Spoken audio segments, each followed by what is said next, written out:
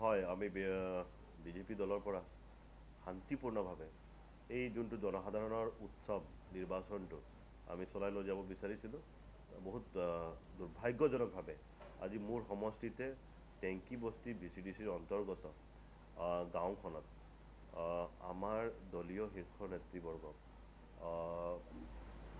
গোৰ্খা সমাজৰ এজন প্ৰভাৱশালী ব্যক্তি নেতা তেখেত আমাৰ অৰ্জুন ছেত্ৰী ডাঙৰীয়া আৰু আমাৰ ডিষ্ট্ৰিক্ট সমিতিৰ উইমেন সেলৰ ভাইচ প্ৰেচিডেণ্ট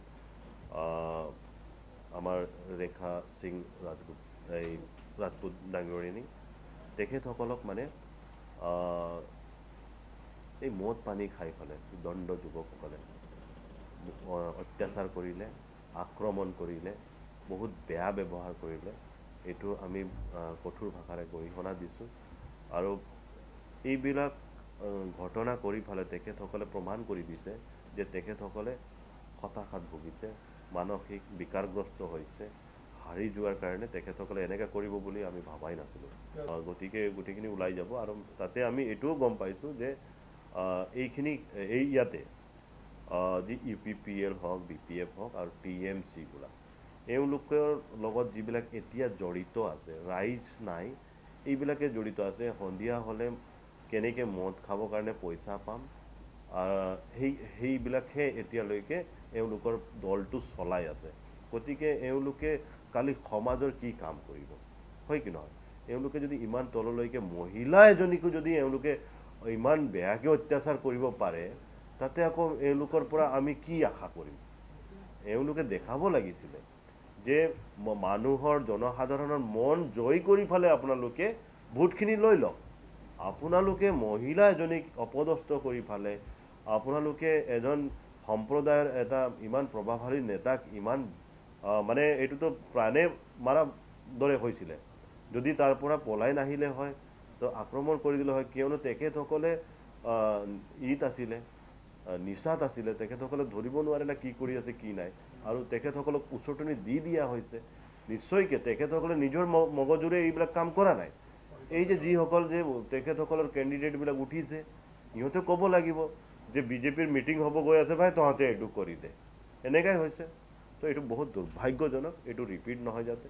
প্ৰশাসনক আমি এইটো অনুৰোধ জনাইছোঁ, এনেকুৱা চিটুৱেশ্যন আমি নিবিচাৰোঁ কেতিয়াও, য'ত নেকি আমি নিজৰ ভাই দাদা এইবিলাকক আমাৰ কিবা এটা ক্ষতি হওক বুলি।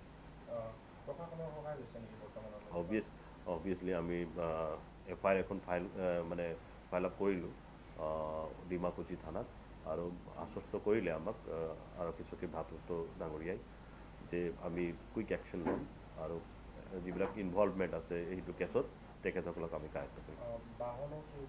ক্ষতি সাধন হৈছে, তাৰমানে বহুত ৰোড দি মাৰিছে আৰু বল্ডাৰ দিও মাৰিছে পিছফালৰ।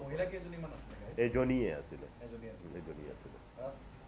কিবা ভয় আৰু শংকা কৰিছে নেকি, যিহেতু আপোনাৰ বিশেষকৈ বিজেপিৰ বহুকেইখন ঠাইত পৰিষদীয় সমষ্টিত তেওঁলোকে আক্ৰমণ কৰিছে, খালীগড়ত হৈছে, গাড়ীগাঁৱত হৈছে আৰু ইয়াতে হৈছে। জড়িত থকা বুলিয়ে ওলাইছে, শংকাত আছে নেকি? আপোনালোকে এতিয়া যদি আমাৰ পেজবিলাক চাব, ফ'ল' আপ কৰিব, UPPLৰ ডে বাই ডে যিবিলাক ফলোৱাৰ্ছ আছিলে বা সমৰ্থক আছিলে, গোটেইখিনি বিজেপিত জইন হৈ গৈ আছে। 2-4জন বাকী আছে, ইহঁতে শংকিত হৈ আছে যে আমাৰ বিধানটোও যাতে উঘালি নাযায়, সেইটো কাৰণে এইবিলাক কাম কৰি আছে। দলৰ পৰা হ'ব পাৰে নেকি, যিহেতু তেখেতে পূৰ্বতে আপোনালোকৰ দলত আছিলে, এতিয়া ফালৰি তেখেতে বেলেগ এটা দলৰ হয় টিকট হৈছে। TMCৰ কামটো আপোনালোকে জানে, ৱেষ্ট বেংগল চালে আপোনালোকে গম পাব, ইহঁতৰতো আদৰ্শই সেইটো, TMCৰ আদৰ্শই সেইটো। ইহঁতে আকৌ এই অসমত আৰম্ভ কৰিব বিচাৰিছে, সেইটোতো আমি হ'ব নিদিম।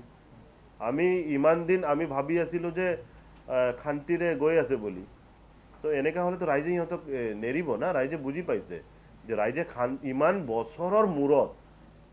বছৰৰ মূৰত শান্তি এটা পাইছে, শান্তি প্ৰতিষ্ঠা ইয়াতে হৈছে, তাতে কোনোবা বহিৰাজ্যৰ এটা মানে আদৰ্শ আহি পালে আমাৰ মানে যিখিনি জাতি জনগোষ্ঠীৰ মাজত, এইটোতো এনেকৈ হ'লে চাওক, আপোনালোকে যিখিনি আক্ৰমণ কৰিছে তেখেতসকলে বড়ো জনগোষ্ঠীৰ পৰা, যাক আক্ৰমণ কৰিছে তেখেত হ'ল গোৰ্খা সম্প্ৰদায়ৰ এজন নেতা। চ' এইটো গোষ্ঠীগত সংঘৰ্ষ হ'ব পাৰে নাই, কওক? হৈ যাব পাৰে যদি বস্তুটো বঢ়াই দিয়া হয় তো এনেকা কাৰ্যত তেখেতসকলে লিপ্ত হৈছে য'ত নেকি মানে জুই জ্বলি যাব পাৰে অসমটো তো সেনেকৈ আমি হ'ব নিদিওঁ আৰু ইয়াতে আমি তেখেতসকলক দমন কৰিবই লাগিব আৰু আমি দমন নহয় ৰাইজে তেখেতসকলক দমন কৰিব লাগিব নহ'লে এইটো গৈ ফালে আকৌ বেলেগ এটা ৱেষ্ট বেংগল ক্ৰিয়েট হৈ যাব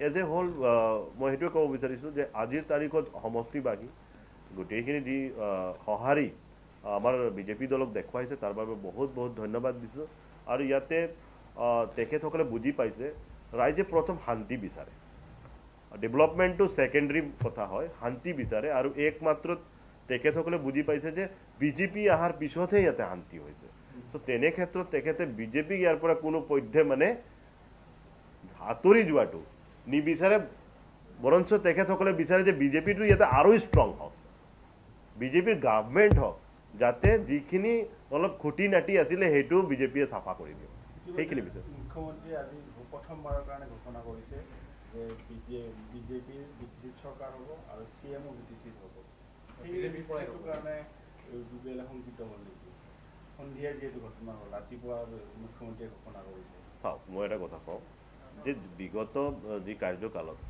আমাৰ মাননীয় মুখ্যমন্ত্ৰী ডাঙৰীয়াই তেখেতে